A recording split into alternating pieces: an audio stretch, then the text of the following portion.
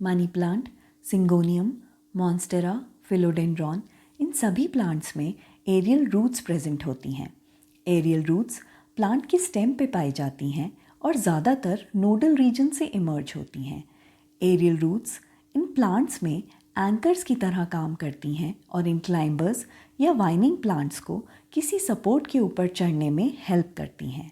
Aerial roots also absorb moisture from the atmosphere and provide it to the plants. जब भी हम इन climbers को सपोर्ट प्रोवाइड करते हैं तो इन प्लांट्स की ग्रोथ बहुत ज़्यादा विगरस हो जाती है। तो आज हम एक बहुत ही बेसिक चीज़ के बारे में बात करने वाले हैं और वो है कि कैसे हम इन क्लाइंबर्स को सपोर्ट प्रोवाइड कर सकते हैं। The most simple thing we use for this is a moss stick. अब मैं आपको दो प्लांट्स दिखाती हूँ। ये दोनों प्लांट्स मैंने एक ही मदर प्लांट से स्टार्ट किए थे। You can clearly spot the difference in these two plants. जिस प्लांट में मॉस स्टिक है उसकी ग्रोथ बहुत ही अच्छी है, बहुत विग्रस है, लीफ का साइज़ बहुत बड़ा है। अगर आप यहीं दूसरा प्लांट देखते हैं उसमें लीफ का साइज़ बहुत स्मॉल है और प्लांट की ग्रोथ भी इतनी अच्छी नहीं है। This is the difference which a moss stick can make to your plants. Hence, I highly recommend that you should use moss sticks for your climbers. So let's get started. सबसे पहले मैं आपको बताती हूँ कि एक moss stick क्या होती है. A typical moss stick is something like this.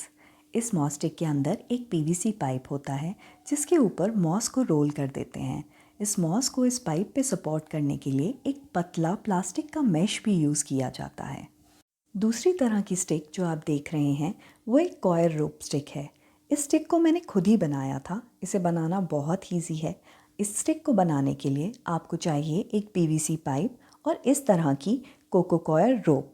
इस रोप को मैंने डबली रैप कर दिया था इस स्टिक के around and this can be used to provide support and the added moisture for your plant. Next जो हम यूज़ कर सकते हैं वो है कॉयर स्टिक्स। कॉयर स्टिक्स को बनाने के लिए कोकोनट हस्क को यूज़ किया जाता है। कोकोनट हस्क को किसी पीवीसी पाइप या लकड़ी के पीस के रैप करके आप उसको यूज़ कर सकते हैं एज अ कॉयर स्टिक और अ मॉस स्टिक। इसके अलावा पुराने पड़े जूट या गनी बैग्स को भी यूज़ किया जाता है प्लांट्स को सपोर्ट और मॉइस्चर प्रोवाइड करने के लिए। इसके लिए आप इस गनी बैग को एक पीवीसी पाइप के ऊपर रोल करके उसे यूज़ कर सकते हैं प्लांट को सपोर्ट प्रोवाइड करने के लिए।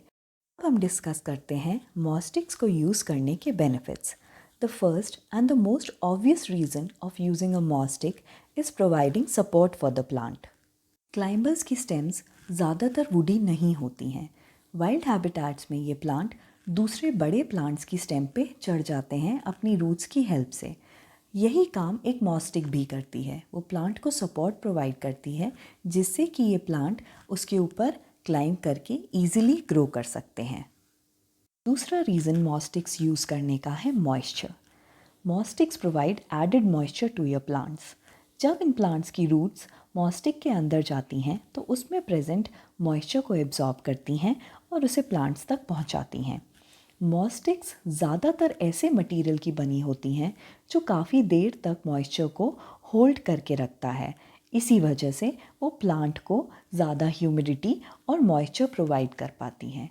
अगर आपका प्लांट इंडोर्स रखा हुआ है तो आप वीक में एक बार अपनी मॉस स्टिक पे पानी डाल सकते हैं। अगर आपका प्लांट बाहर रखा हुआ है या किसी सनी स्पॉट पे रखा है तो आप उसमें वीक में 2 बार भी पानी डाल सकते हैं। अगर बहुत ज़्यादा गर्मी है तो आप उसके हिसाब से अपनी मॉस स्टिक में पानी डालिए कि वो कितनी जल्दी ड्राई अप हो जा रही है।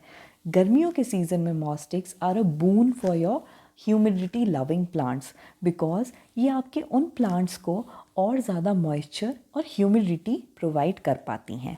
थर्ड रीज़न जो है वो है न्यूट्रिएंट्स। जब भी आप अपने प्लांट में लिक्विड फर्टिलाइज़र डालें तो वो मॉस स्टिक पे भी डालें।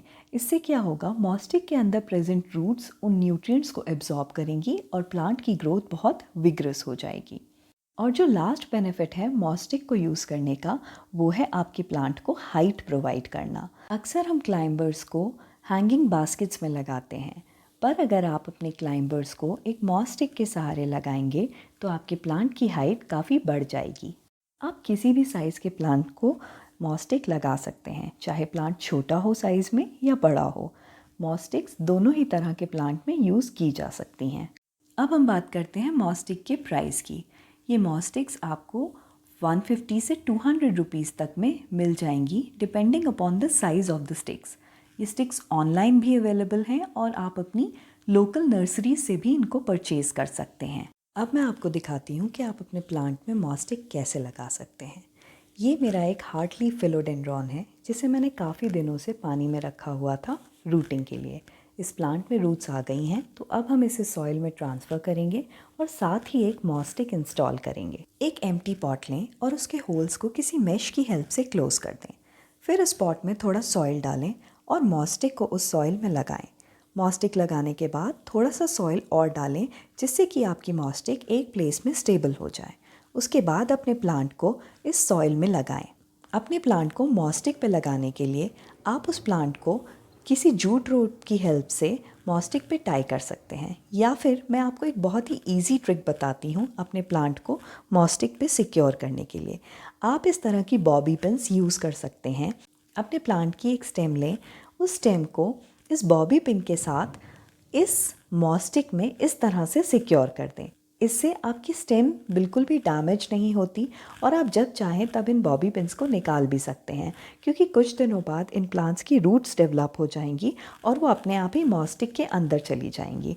तब आपको इन बॉबी पिन्स की कोई ज़रूरत नहीं पड़ेगी। So this is one of the very easy methods of securing your plant with the moss stick. अगर आपको मेरे वीडियोस इन्फॉर्मेटिव लगते हों तो प्लीज़ मेरे चैनल को सब्सक्राइब करें, मेरे वीडियो को लाइक करें और इसे और भी प्लांट लवर्स के साथ शेयर करें ताकि ये इन्फॉर्मेशन उन तक भी पहुंच सके। Thank you for watching the video. See you until next time.